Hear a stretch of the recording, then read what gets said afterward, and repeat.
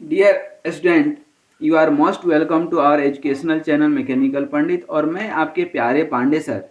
आज strength material के अंदर बेंडिंग इक्वेशन के ऊपर ये क्वेश्चन है और बहुत ही प्यारा क्वेश्चन है, बहुत इंपॉर्टेंट क्वेश्चन है, very very important, you can say very very important question. ये बेंडिंग इक्वेशन के ऊपर ही है। इस क्वेश्चन को करें, बहुत प्यारा क्वेश्चन है, बहुत इंपॉर्टेंट क्वेश्चन है, मैं बार बार बोल रहा हूँ। लेकिन इस क्वेश्चन को लेकर के हम आगे बढ़ें उसके पहले जस्ट 2 मिनट मैं आपको थोड़ा बताऊं कि बेंडिंग इक्वेशन आपको बहुत अच्छे से याद होगा, जो लेक्चर नंबर 72 में हमने कैरी आउट किया था। और इस जो है इक्वेशन को डेराइव करने के लिए जो भी हमारे पास एजम्पशंस थे, उन एजम्पशंस को भी हमने बहुत डिटेल में आपको समझाया था। इस एजम्पशन को लेक्चर नंबर 71 में हमने लिया था और बेंडिंग इक्वेशन तो डेराइव किए थे। और लेक्चर नंबर 73 में भी काफ़ी सारा कॉन्सेप्ट बताए थे सेक्शन मॉडुलस का। बेसिकली देखिए, ये क्या है, मोमेंट ऑफ रेजिस्टेंस। आई क्या है, moment of inertia.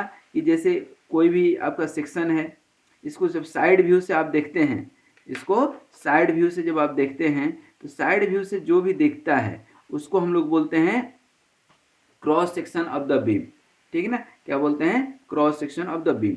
Different types of the cross section भी हम आपको बताए हैं, चाहे वो सर्कुलर हो सकता है, रेक्टेंगुलर हो सकता है, सर्कुलर हो सकता है, semi circular, trapezium, T section, L section, S section, symmetrical, unsymmetrical, ये सारी राम कहानी हम लोग देख चुके हैं, पढ़ चुके हैं। अब सवाल ये होता है कि क्वेश्चन किस चीज का है, क्वेश्चन किस चीज पर बेस्ड है। ठीक है, उसको हम लोग थोड़ा सा समझने की कोशिश करें दोस्तों। क्वेश्चन हमारा सिंपल ये है कि यहाँ पर ध्यान दीजिए, बेंडिंग इक्वेशन क्या है, M upon I equal to sigma upon Y equal to E by R. तो हमने बताया था, अच्छा एम क्या है, मोमेंट, मैक्सिमम मोमेंट। बेसिकली क्या है, मैक्सिमम मोमेंट। आई क्या है, moment of inertia of this section. Bending stress developed inside the material. Y distance of outer fibre from the neutral axis. Modulus of elasticity, radius of curvature. इस दो equation को हम पकड़ते हैं यदि, किसको, देखिए यहाँ पर पकड़े हैं इस दोनों इक्वेशन को, तो आप क्या लिख सकते हैं, M equal to sigma into I अपन वाई, आई ऊपर चले जाएगा, और आई अपन वाई को बोलते हैं सेक्शन मॉडुलस। क्या बोलते हैं, section modulus. Section modulus is basically geometrical property which gives strength due to its geometry. ठीक है, ड्यू टू ज्योमेट्री। आप देखते हैं ना, घरों में डिफरेंट डिफरेंट टाइप्स के शेप देते हैं, तो ऐसा नहीं है कि हमेशा वो शेप जो है सजावट के तौर पर देते हैं, डेकोरेशन के लिए देते हैं, नहीं, वो हमारी बेसिकली नीड भी होती है। और उसी नीड को समझने के लिए इस क्वेश्चन को आज जो है हम लोग समझने की कोशिश करेंगे। देखिए कितना प्यारा सा क्वेश्चन है, उसको समझाएं हम।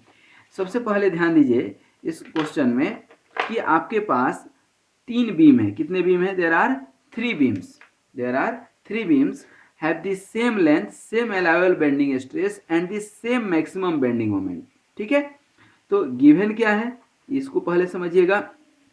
गिवन में आप समझिए कि कोई बीम है और ये बीम है आपका, ठीक है, ये बीम है, और इस बीम में जैसा भी सपोर्ट है, I don't know what is this support and it is not required actually, have the same length, same length same है। 3 बीम है, 1 2 3, लेंथ सेम है, लेंथ सेम है।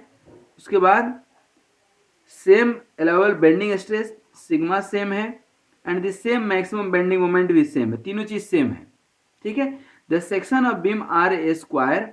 अब पहला जो बीम है आपका, ये जो पहला बीम है वह क्या है, स्क्वायर। यहाँ पर हम समझा रहे हैं, अब थोड़ा सा बना देते हैं क्योंकि ये जरूरी पड़ेगी हमें।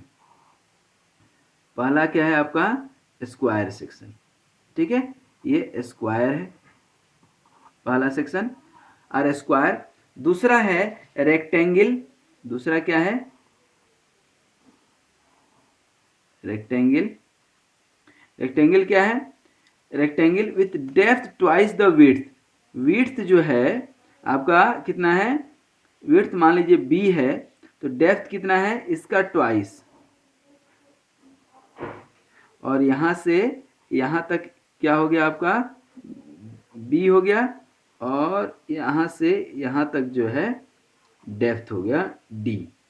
ठीक है, क्योंकि d is equal to, D क्या है 2b के बराबर है, ध्यान रखिएगा d क्या है 2b के बराबर है, ये क्वेश्चन में दिया हुआ है। Depth twice the width and a circle, एक क्या है साथ में अब तीसरा जो सेक्शन है वह क्या है circle.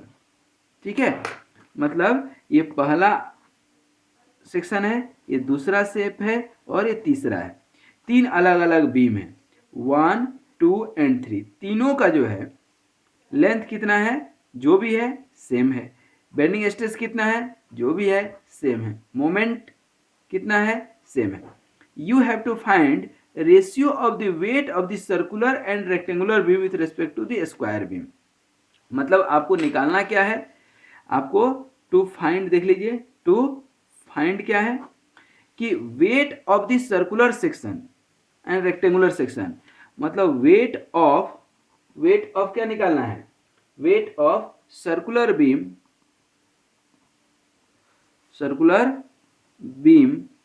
To the weight of क्या निकालना है आपका, वेट ऑफ स्क्वायर बीम। ये कितना है ये बताना है, ठीक है ना। उसी तरह से वेट ऑफ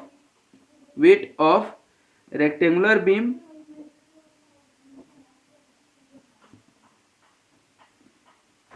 बीम अपन weight of square section beam, ठीक है ना, स्क्वायर बीम।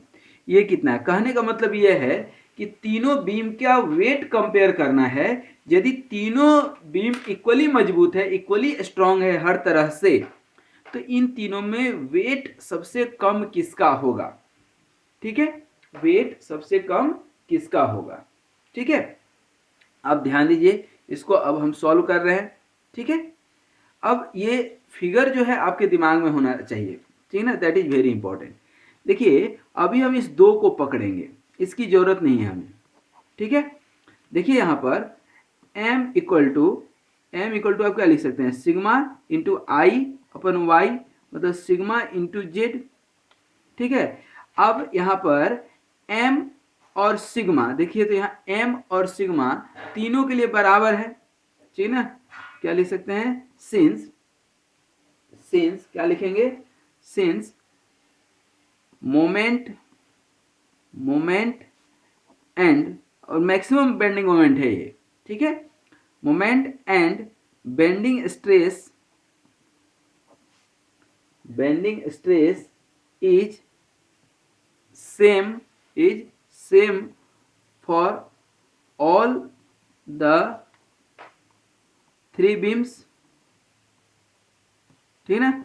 देन क्या होगा, देन ये Z1 तीनों का आपस में क्या होगा, बराबर हो जाएगा। ध्यान दीजिए सेक्शन मॉडुलस, क्योंकि M1 equal to sigma 1 Z1, ठीक ना। फिर M2 इक्वल टू क्या लिखेंगे यहाँ पर, ध्यान दीजिए एक बना ही देते हैं। ये क्या है, जैसे M1 equal to sigma 1 Z1 लिखेंगे आप, M2 equal to sigma 2 Z2 और M3 equal to sigma 3 Z3, हो गया या नहीं।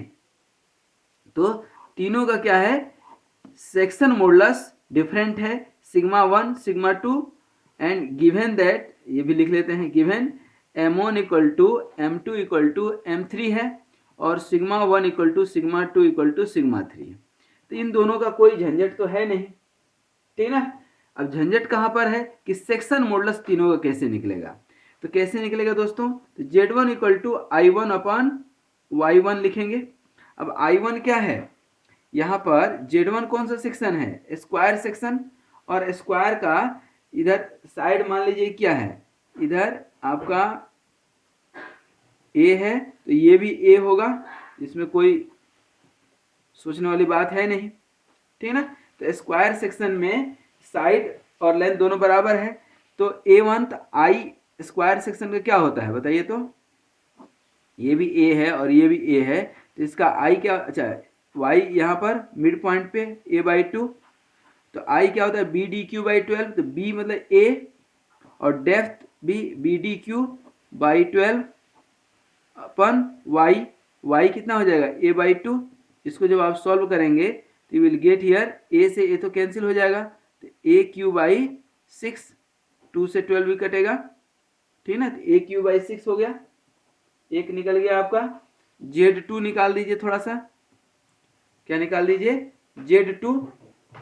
Z2 मतलब I2 अपन Y2। यहाँ पर सेक्शन कौन सा है, रेक्टेंगुलर सेक्शन।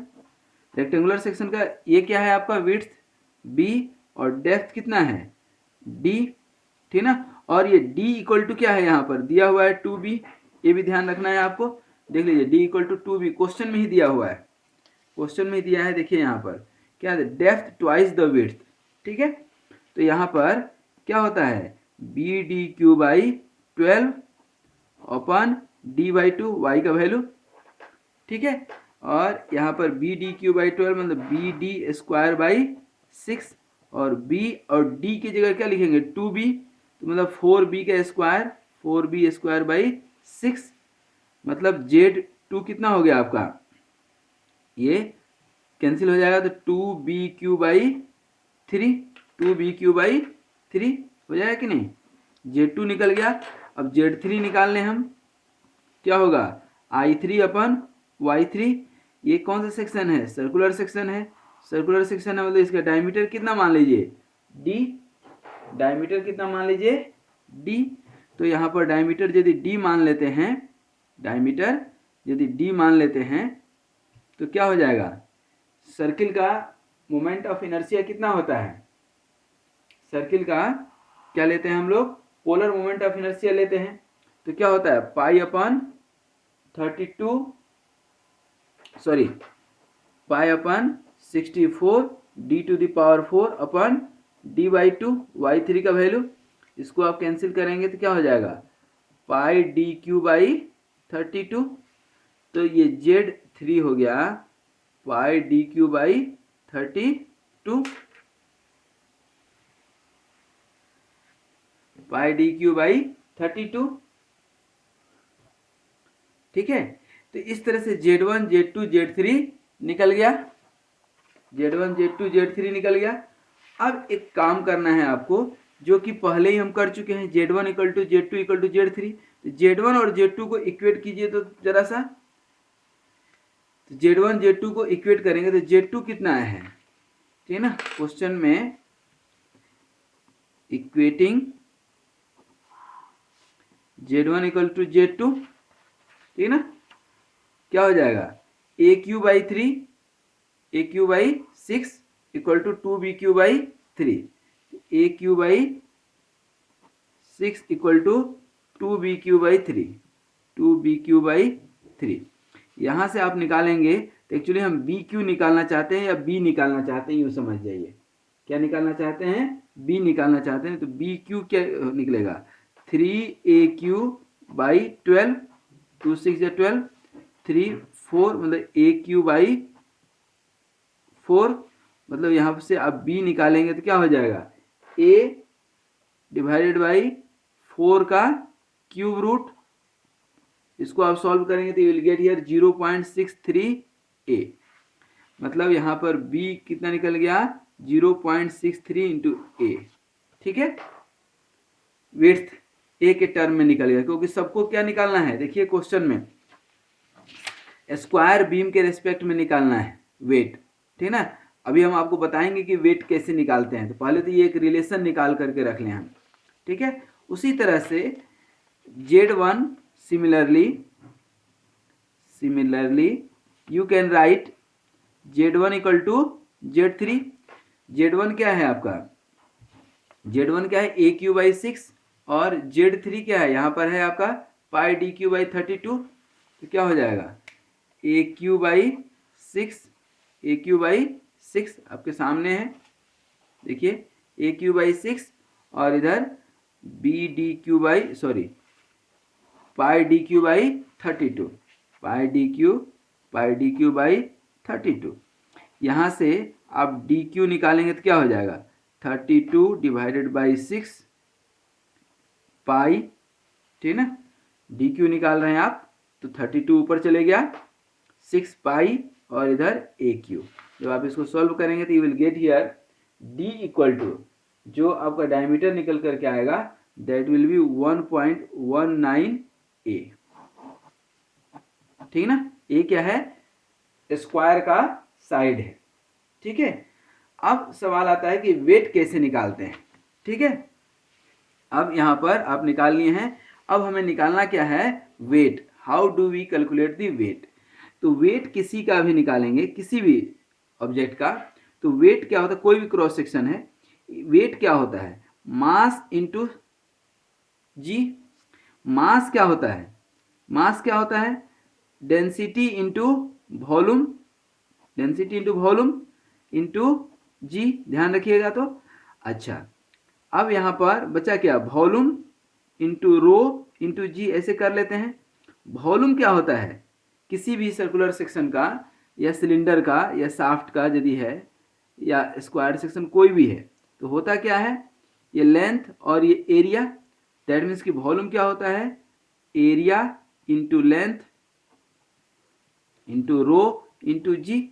अब देखिए, ध्यान दीजिए, ठीक है, थोड़ा सा वेट आप किसका निकाल रहे हैं, किसी का भी, मान लीजिए स्क्वायर सेक्शन का, तो स्क्वायर सेक्शन का एरिया, ठीक है ना, area of square section into length into rho into g. उसी तरह से वेट ऑफ रेक्टेंगल जब आप निकालेंगे तो क्या हो जाएगा, area of rectangular section into length into rho into g. अच्छा देखिए, तीनों का लेंथ सेम है, क्वेश्चन में ही दिया हुआ था, तीनों का लेंथ सेम है, बेंडिंग स्ट्रेस सेम है, मोमेंट सेम है, मटेरियल सेम है। मटेरियल सेम मतलब उसका क्या हुआ, डेंसिटी सेम है, रो, ये क्या है, डेंसिटी, ध्यान रखिएगा, कंफ्यूज मत होइएगा, यहां लिख देते हैं, क्या है ये, डेंसिटी ऑफ मटेरियल है, ठीक ना। उसी तरह से आप किसका निकालेंगे वेट, किसका, सर्कुलर सेक्शन का, तो area of circular section into length into rho into g, और कुछ बचा ही नहीं, कुछ बचा क्या। तो अब इसका हमें निकालना जो था वह, ध्यान दीजिए, क्या निकालना है, वेट ऑफ सर्कुलर बीम अपन वेट ऑफ स्क्वायर बीम। तो वेट ऑफ सर्कुलर बीम निकाल लेंगे हम, वेट ऑफ सर्कुलर बीम अपन वेट ऑफ क्या, स्क्वायर बीम, ठीक ना। क्या हो जाएगा दोस्तों, वेट ऑफ सर्कुलर बीम ये है आपका, तो एरिया ऑफ सर्कुलर सेक्शन क्या है, area of circular section into L into rho into g, अपन क्या हो गया, वेट ऑफ स्क्वायर सेक्शन, यही है ना, तो area of square section beam into length into rho into g. देखिए एल रो जी दोनों साइड कट जाएगा कि नहीं, बचा क्या, एरिया ऑफ सर्कुलर सेक्शन, ध्यान से समझिएगा, area of circular section. Area of circular section में क्या हो जाएगा, एरिया ऑफ सर्किल क्या होता है, पाई डी स्क्वायर बाई 4, ठीक है ना, बाद बाकी एल रो जी कट गया, अपन area of circular section A square pi by 4d। अब यहीं पर काम आएगा आपका जो ये निकाले थे आप, 1.19 ए, मतलब 1.19 ए का स्क्वायर अपन ए स्क्वायर। देखिए तो ये ए स्क्वायर और ए स्क्वायर कट जाएगा कि नहीं, कट जाएगा। अब इसको आप सॉल्व कर लीजिए, क्या बचेगा इधर, पाई बाई 4 इंटू 1.19 का स्क्वायर, और इसको जब आप सॉल्व करेंगे तो you will get here what value. आप देखिए, थोड़ा सा कैलकुलेटर तो यूज करना पड़ेगा अपने को, क्योंकि मुझे भी कई बार याद रहता है, कई बार याद नहीं रहता है, ठीक है, ठीक है। तो ये आपका वैल्यू आ रहा है 1 पॉइंट, इसको 1 मान लीजिए, ठीक है। दैट मीन्स कि ये जो आपका एक आया वेट ऑफ सर्कुलर बीम अपन वेट ऑफ स्क्वायर बीम का रेशियो कितना आया, 1.11। तो ये वेट ऑफ सर्कुलर बीम अपन वेट ऑफ स्क्वायर बीम कितना आ गया, 1.11, ठीक है। अब उसके बाद एक और आपका बचा, एक और बचा, उसका भी निकाल लें, ठीक है। क्या बचा है, वेट ऑफ रेक्टेंगुलर बीम अपन वेट ऑफ स्क्वायर बीम। देखिए यहाँ पर वेट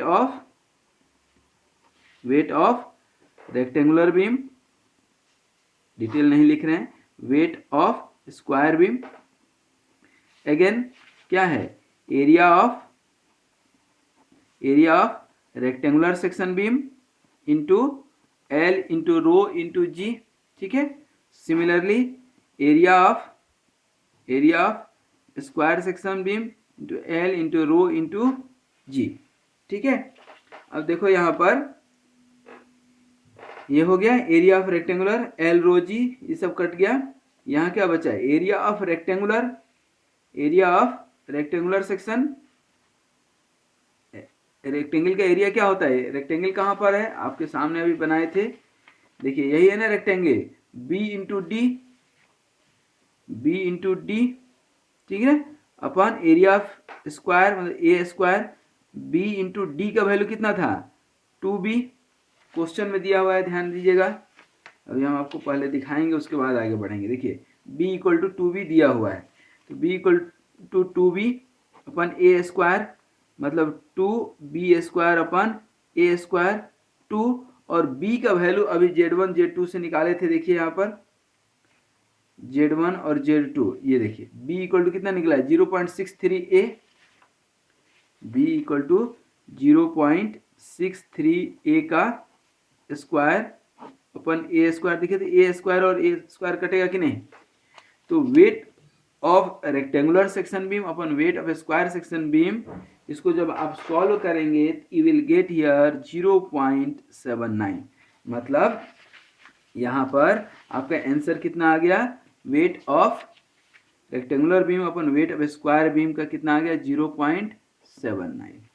अब इसको थोड़ा सा समझिएगा, यहाँ 3 बीम था दोस्तों, ठीक ना, 3 बीम था, 3 बीम में आप इस ए का, बी का, डी और यहाँ पर भी आपने इसका डायमीटर कितना माना था, डी, ठीक है 5d, ठीक है। तो यदि हम देखते हैं कि weight of circular beam square beam का 1.11 मतलब 11% वेट ज़्यादा है किसका, सर्कुलर बीम का स्क्वायर बीम से, और यहाँ पर रेक्टेंगुलर बीम का स्क्वायर बीम का 0.71 80%, मतलब सबसे कम जो है मटेरियल किस में लगेगा, रेक्टेंगुलर बीम में। मतलब यहाँ पर वेट जो है, अब देखेंगे वेट सर्कुलर बीम का कितना है 1.11 ऑफ स्क्वायर सेक्शन बीम, और वेट ऑफ रेक्टेंगुलर बीम का कितना है 0.79 ऑफ स्क्वायर सेक्शन बीम, मतलब कि वेट ऑफ सेम जो गिवन है, ये आपका स्क्वायर सेक्शन है, ये आपका रेक्टेंगुलर सेक्शन है, और ये आपका सर्कुलर सेक्शन है। यदि सेम मोमेंट है, सेम लेंथ है किसी भी बीम का, ठीक है ना, ये आपका बीम है, एक बार में सर्कुलर है, दूसरे बार में रेक्टेंगल है, और तीसरे बार में क्या है स्क्वायर सेक्शन है। यदि आप इनका मोमेंट, लेंथ और बेंडिंग स्ट्रेस सेम रखते हैं तो वेट सबसे कम जो है वेट ऑफ स्क्वायर बीम किससे ज़्यादा होगा, वेट ऑफ जो है वेट ऑफ स्क्वायर बीम किससे ज़्यादा हो रहा है, इसका वेट ऑफ रेक्टेंगुलर बीम का, ठीक ना, वेट ऑफ रेक्टेंगुलर बीम, और वेट ऑफ स्क्वायर बीम से कितना ज़्यादा है, वेट ऑफ सर्कुलर बीम, ठीक ना। सर्कुलर सेक्शन का बीम सबसे ज़्यादा वेट का होगा, उससे कम वेट का स्क्वायर का बीम, और उससे भी कम वेट का क्या होगा, रेक्टेंगुलर सेक्शन का बीम। मतलब कि if bending moment, length and bending stress all are same, then we should use rectangular section beam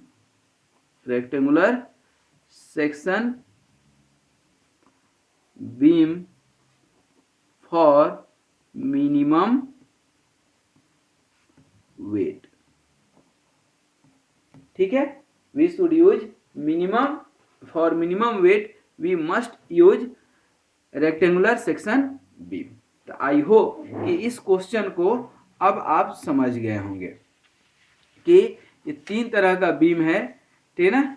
कौन कौन सा, दैट मीन्स कि यहां भी लिख दे हम वेट ऑफ आपका सर्कुलर बीम का, वेट ऑफ सर्कुलर बीम जो है ज़्यादा है किसके, वेट ऑफ स्क्वायर बीम का, और वेट ऑफ स्क्वायर बीम ज़्यादा है किससे, रेक्टेंगुलर बीम्स का, वेट ऑफ रेक्टेंगुलर बीम का, ठीक है ना। तो फॉर मिनिमम वेट के लिए, ठीक है ना, for same bending moment, length and bending stress, ठीक है। तो हमें पहले प्रायोरिटी किसको देना चाहिए, रेक्टेंगुलर बीम का, यदि ये नहीं हो पाता है तब स्क्वायर बीम का, और उससे नहीं हो पाता है तो सर्कुलर बीम का। Are you getting my point. I hope कि ये क्वेश्चन आपको समझ में आया होगा, बहुत इंपॉर्टेंट क्वेश्चन था। क्वेश्चन सिर्फ इतना सा है कि 3 बीम है, जो एक रेक्टेंगुलर सेक्शन का है, रेक्टेंगुलर सेक्शन का है, दूसरा स्क्वायर सेक्शन का है, तीसरा सर्कुलर सेक्शन का है, और तीनों में वेट की प्रायोरिटी रख करके यदि यूज करते हैं तो कौन सा बीम यूज करना चाहिए। तो हम इसके आधार पर, ठीक है ना, इसके आधार पर जो है, इसके आधार पर हमने निकाले, लेक्चर नंबर 76 है, ध्यान रखिएगा। तो ये हमने निकाला, क्या निकाला कि इन तीनों को जो है सबसे पहले इस इक्वेशन के हेल्प से, इस इक्वेशन के हेल्प से सेक्शन मॉडुलस निकाल दिए। तो सेक्शन, चूंकि बेंडिंग मोमेंट बेंडिंग स्ट्रेस दोनों सेम है, तो सेक्शन मॉडुलस तीनों का सेम होगा। सेक्शन मॉडुलस यदि तीनों का सेम होगा तो उसके आधार पर इन सब के डायमेंशंस का रिलेशन निकाल दिए, किसके टर्म में, स्क्वायर के साइड के टर्म में, ठीक है। और तब हमने ये देखिए आपके पास इक्वेशन मिल गए हैं, बी निकल गया और ये डायमीटर निकल गया in terms of square side, side of square A. फिर वेट हमने आपको समझाया कि कैसे वेट निकालते हैं, ये ध्यान रखना है, क्योंकि इतना देर से ये सब रिलेशन क्यों निकाल रहे हैं, क्योंकि हमें क्या चाहिए, एरिया चाहिए। तो एरिया कैसे निकलेगा वो हमने आपको यहाँ पर बता दिए, और फिर यहाँ पर हमने